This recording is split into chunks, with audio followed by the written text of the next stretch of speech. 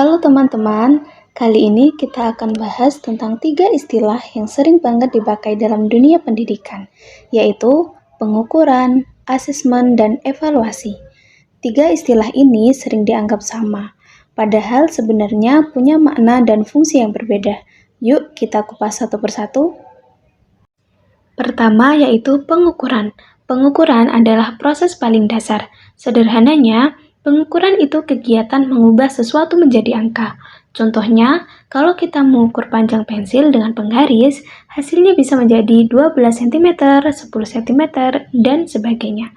Kalau kita menimbang sayur, hasilnya bisa menjadi 1 kg, 2 kg, dan sebagainya. Kalau dalam pendidikan, pengukuran biasanya berupa nilai tes. Misalnya, seorang siswa dapat skor 80 di ujian matematika. Jadi, pengukuran itu hanya sebatas angka atau skor, belum menjelaskan apa-apa selain hasil hitungan. Berikutnya ada asesmen. Nah, lebih luas dari pengukuran, ada yang namanya asesmen. Asesmen itu bukan hanya mengubah kemampuan siswa jadi angka, tapi juga mengumpulkan, menganalisis, dan menginterpretasi informasi tentang hasil belajar siswa. Asesmen bisa dilakukan dalam berbagai bentuk, seperti tes, observasi, portfolio, proyek, atau wawancara. Hasilnya bisa berupa angka, tapi juga bisa berupa deskripsi kualitatif. Tujuan asesmen juga beragam. Yang pertama, untuk mengetahui kemampuan awal siswa atau diagnosis.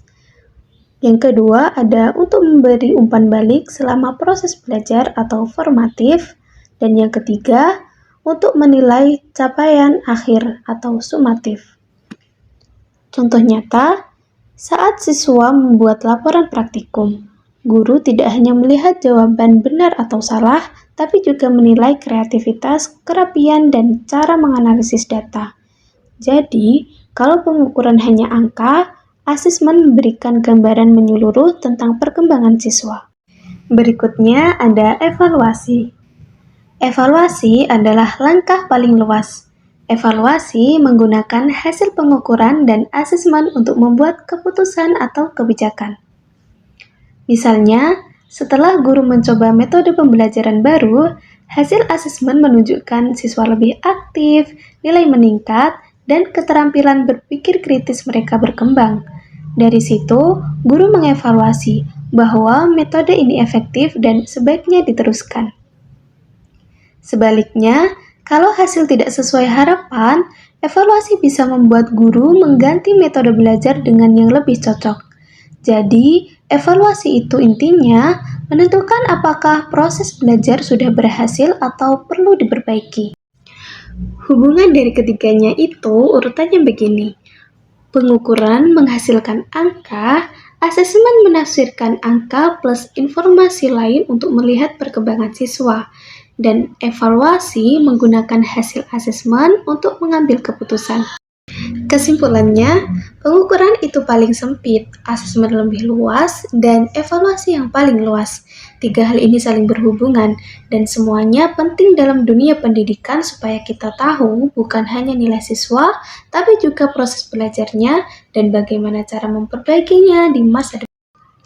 Lebih luasnya, evaluasi dilakukan dengan beberapa tujuan utama, yaitu yang pertama, menelusuri dan melacak proses belajar siswa apakah sudah sesuai dengan rencana pembelajaran. Yang kedua, mengecek sejauh mana kemampuan siswa tercapai serta menentukan kelemahan-kelemahannya. Berikutnya, mendeteksi kesalahan atau kendala yang dialami siswa dalam proses belajar. Yang terakhir, menyimpulkan tingkat penguasaan siswa terhadap kompetensi yang telah ditetapkan. Selain itu, evaluasi juga bermanfaat untuk memberikan umpan balik, yang bisa digunakan dalam memperbaiki pembelajaran berikutnya, serta menjadi dasar dalam kenaikan kelas, kelulusan, atau penempatan siswa pada kelompok belajar tertentu. Evaluasi memiliki berbagai fungsi penting, antara lain, yang pertama, selektif, yaitu menyeleksi siswa berdasarkan kemampuan tertentu. Yang kedua, diagnostik, untuk mengidentifikasi kesulitan belajar yang dialami siswa. Yang ketiga ada penempatan, agar siswa bisa ditempatkan pada kelas atau posisi sesuai dengan kemampuannya.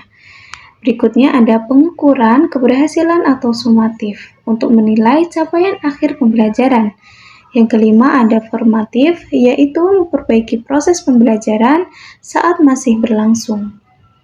Berikutnya ada motivasi, karena hasil evaluasi bisa mendorong siswa untuk terus belajar lebih baik. Yang terakhir ada akuntabilitas, sebagai bentuk pertanggungjawaban guru kepada orang tua, sekolah, maupun masyarakat. Secara umum, jenis evaluasi dalam pembelajaran dibagi menjadi 4. Yang pertama ada evaluasi formatif. Evaluasi ini dilakukan selama proses belajar berlangsung. Tujuannya untuk memperbaiki jalannya pembelajaran. Misalnya, guru memberikan kuis singkat di tengah pembelajaran. Berikutnya ada evaluasi sumatif. Evaluasi ini dilakukan di akhir pembelajaran untuk menilai capaian akhir, contohnya ujian semester. Berikutnya ada evaluasi diagnostik. Evaluasi ini dilakukan di awal untuk mengetahui kesulitan atau kelemahan siswa, misalnya lewat pretest. Berikutnya ada evaluasi penempatan. Evaluasi ini digunakan untuk menempatkan siswa sesuai level kemampuannya.